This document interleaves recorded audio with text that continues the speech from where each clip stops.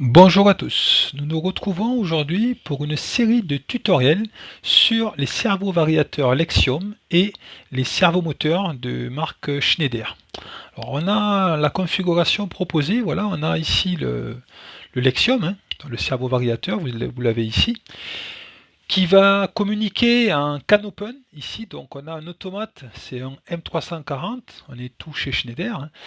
Ici on va connecter à un CAN-open, donc là c'est un connecteur sub-D9 classique relié à une prise RJ45 au servo variateur. Voilà, après on finit par une résistance de terminaison, comme c'est un bus de terrain, le CAN-open. Il y a un courant qui circule, donc il faut une résistance. Alors, parfois la résistance elle est dans le câble, là elle est extérieure. Ensuite, donc on a ici notre servomoteur qui est là. Vous pouvez voir une petite photo ici. Il suffit de raccorder ici là au connecteur, le connecteur qui est ici, on raccorde le moteur. Et après il y a le résolveur ici qui est là, qui est relié. Le résolveur, il est connecté au connecteur. On va faire un zoom au connecteur CN3. Le connecteur CN3, il est là-haut. Voilà. C'est un câble tout près, bien sûr, qui vient se raccorder là.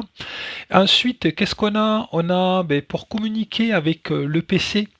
Donc, c'est une liaison USB PC, liaison en mode bus. Il y a un convertisseur RS485 USB, un câble qui coûte pas très cher, pour le raccorder à l'USB du PC pour communiquer, pour paramétrer notre servo variateur avec le logiciel SoMove qu'on va voir. Et après, un troisième protocole, c'est le réseau Modbus TCP/IP.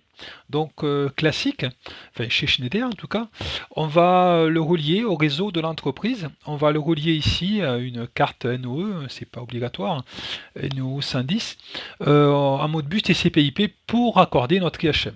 Donc le but de ce tutoriel, c'est voir un petit peu tout paramétrer, le CAN-open c'est particulier, tout paramétrer, l'IHM, paramétrer le servo variateur. Voilà, on va voir tout ça et paramétrer l'automate. Donc je vous fais voir un petit peu le schéma. Alors il y a deux types de schémas. Il y a le schéma avec un arrêt de catégorie 0. Donc qu'est-ce que c'est l'arrêt de catégorie 0? Donc avant d'expliquer l'arrêt, on va voir le branchement du variateur. Ici on a l'alimentation, là c'est du monophasé pour moi, phase neutre ici. Il peut y avoir des variateurs triphasés. On arrive avec du 230 volts et on sort bien sûr ici du 230 volts triphasé pour ici le servomoteur. Donc bien sûr on câble le résolveur ou le codeur absolu. Ensuite, on a ici, on va câbler mon PC sous le connecteur CN7 qui se trouve ici de mémoire. Il est là, oui, il est le connecteur CN7. Et après, le connecteur CN4, il se trouve ici. Là, on met le CN4 et là, on met la résistance qui est ici. CN4 est ici, CN5 il est là. Donc on va raccorder ici des DI, Digital Input, Digital Output, donc on les a là. Vous voyez, c'est le connecteur qui est là, le CN6 ici. On va raccorder. Alors particulier pour le raccordement, on a, faut relier, alors si c'est du PNP, il demande de relier, alors tout ça c'est dans la doc, je vous mettrai dans le descriptif les différentes pages de la doc où ça se trouve ça.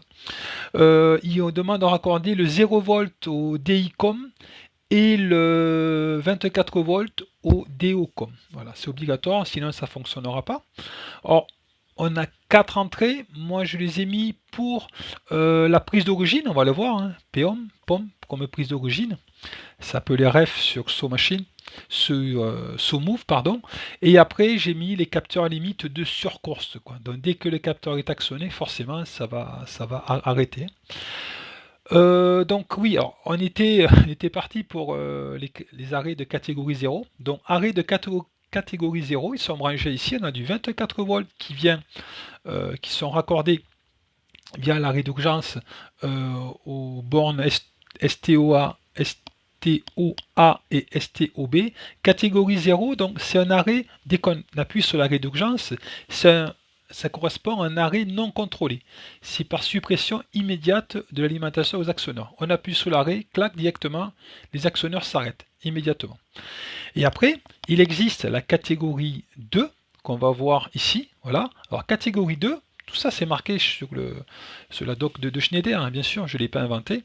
Il y a un module de sécurité. Alors, on retrouve toujours pareil mon arrêt d'urgence. Il peut y en avoir plusieurs, bien sûr, comme en série, avec la redondance, là et là.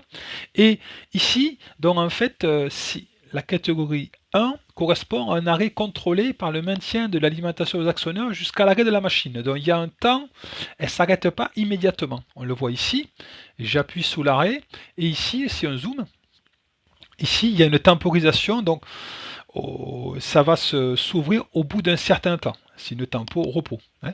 Voilà. Donc j'appuie sous l'arrêt, on ne coupe pas le STOA, STOB directement. C'est un délai d'une seconde de mémoire, hein, un petit peu moins d'une seconde à peu près, enfin une seconde on va dire. Et là, c'est le 24 volts qui est là et là, il va arriver donc ici. Voilà, on va dessiner ça, voilà, il arrive ici. Donc le 24 volts, il est coupé ou pas coupé ici, quoi. Voilà. Donc ces deux bornes là et là, je répète, elles arrivent là et là. Voilà. Alors moi j'ai pris un XPS AV, c'est ce qui est recommandé par Schneider. Hein. Alors, toutes les recommandations, les différentes pages, je vous les mettrai. Je mettrai en description là, cette doc du Lexium 32A que j'ai à disposition. Et tout ce que je viens de vous expliquer, vous aurez la page dont je parlais, par exemple pour la technologie, les logiques PNP et NPN, voilà ici, je vous parlais tout à l'heure, positive, donc le 24 volts au DQCOM et le 0 volts au DICOM. Donc voilà pour cette présentation de ces futures vidéos sur le Lexium, cerveau variateur Lexium, et les servomoteurs de chez Schneider Electric qui vont communiquer en CAN Open avec un automate M340.